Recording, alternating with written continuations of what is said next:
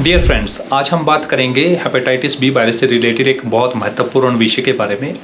Hepatitis B virus related acute on chronic liver failure, जिसका मतलब होता है कि हेपेटाइटिस बी वायरस के अगर आपको क्रोनिक लीवर डिजीज़ है, जिसका मतलब है कि अगर हेपेटाइटिस बी वायरस आपका 6 महीने से ज़्यादा आप में प्रेजेंट है, तो सडनली कई बार क्या होता है कि एकदम से लीवर फेलियर जो है ऐसे पेशेंट में प्रेसिपिटेट हो सकता है,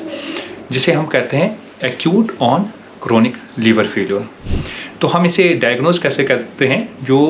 सबसे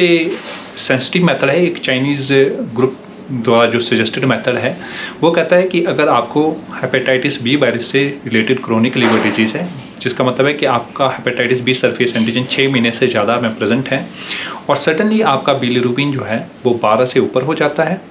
और आपका जो INR इंटरनेशनल नॉर्मलाइज्ड रेशियो जो है वो 1.5 से ज़्यादा हो जाता है, तो आपको acute on chronic liver failure जो है हेपेटाइटिस बी वायरस से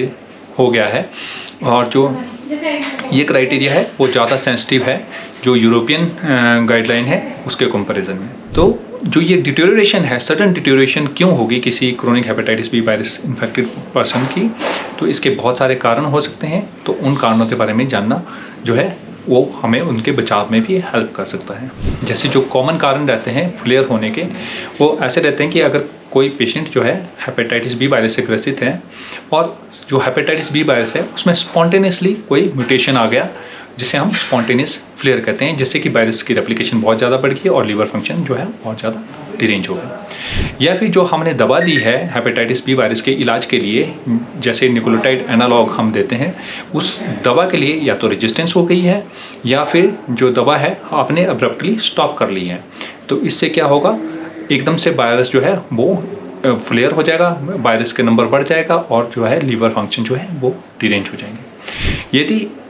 ऐसा कोई हेपेटाइटिस बी वायरस ग्रसित जो पेशेंट है उसने कोई इम्यूनोसप्रेसिव ड्रग उसको किसी ने शुरू कर दिया, जैसे स्टेरॉइड दे दिए हैं या कुछ और इम्यूनोसप्रेसिव ड्रग्स दे दिए जैसे कि ऑर्गन ट्रांसप्लांटेशन के बाद देते हैं, उसकी वजह से हो सकता है, या आप कोई कैंसर कीमोथेरेपी शुरू कर दी है उसकी वजह से हो सकता है। इसके अलावा जो हेपेटाइटिस बी वायरस से रिलेटेड इसके अलावा भी कोई और इंसल्ट लीवर की हो गई है तो उनसे भी ये जो है फेलियर प्रेसिपिटेट हो सकता है। जैसे कि अगर कोई सुपर इम्पोज्ड हेपेटाइटिस ए का इन्फेक्शन हो जाए, हेपेटाइटिस ई का इन्फेक्शन हो जाए, हेपेटाइटिस डी का इन्फेक्शन हो जाए, या एक्सेसिव अमाउंट में अल्कोहल लेने से अल्कोहलिक हेपेटाइटिस हो जाए, या विल्सन डिजीज या ऑटोइम्यून हेपेटाइटिस का फ्लेयर हो जाए, तो इन सिचुएशन की वजह से भी जो है acute on chronic liver failure जो है प्रेसिपिटेट हो। एक्स्ट्रा हिपैटिक जो इंजरी है, जैसे कि कोई इन्फेक्शन हो गया या ब्लीड हो गया, बैक्टीरिया इन्फेक्शन हो गया, तो इन वजह से भी ऐसा फेलियर प्रेसिपिटेट हो सकता है।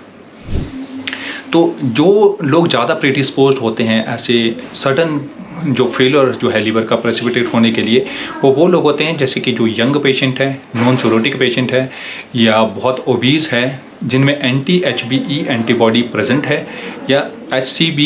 हेपेटाइटिस बी का जो है C जीनोटाइप है, तो वो ज़्यादा इसमें प्रीडिस्पोज्ड रहते हैं कि इनमें जो है इस तरीके का जो है फेलियर प्रेसिपिटेट हो जाए। ये फेलियर को रिकॉग्नाइज करना बहुत इंपॉर्टेंट होता है, क्योंकि इससे जो है सडन जो है आपका डिटेरियोरेशन हो सकती है हेल्थ की, जो है इसमें मोर्टेलिटी बहुत ज़्यादा रहती है और बहुत सारे ऑर्गन जो है लीवर के अलावा फेल हो सकते हैं, जैसे किडनी, ब्रेन का फेलियर, कोआगुलेशन का फेलियर हो सकता है। तो हाई शॉर्ट टर्म मोर्टेलिटी, जिसे हम 28 डे मोर्टेलिटी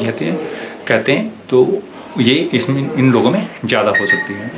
तो जब भी अगर आप क्रोनिक हेपेटाइटिस बी से ग्रसित हो, आपको लगे कि आपके लीवर एंजाइम अचानक बढ़ गए हैं, बिलिरुबिन आपका बढ़ गया है, तो हो सकता है कि आपको जो है हेपेटाइटिस बी से related acute on chronic liver failure हो रहा हो। तो आप अपना ज़रूर जो है जल्दी से गैस्ट्रोएंटरोलॉजिस्ट, हेपेटोलॉजिस्ट को दिखा के चेकअप करवाइए, क्योंकि अगर हम सही वक्त पर इलाज नहीं कर सकते हैं तो इनमें मृत्यु दर काफ़ी ज़्यादा रहती है। आगे हम बताएंगे कि इसके हम एक्यूट लीवर फेलियर जो हेपेटाइटिस बी से होता है उससे कैसे डिफ्रेंशिएट करते हैं और जो ट्रीटमेंट है इसमें क्या किया जाता है। धन्यवाद।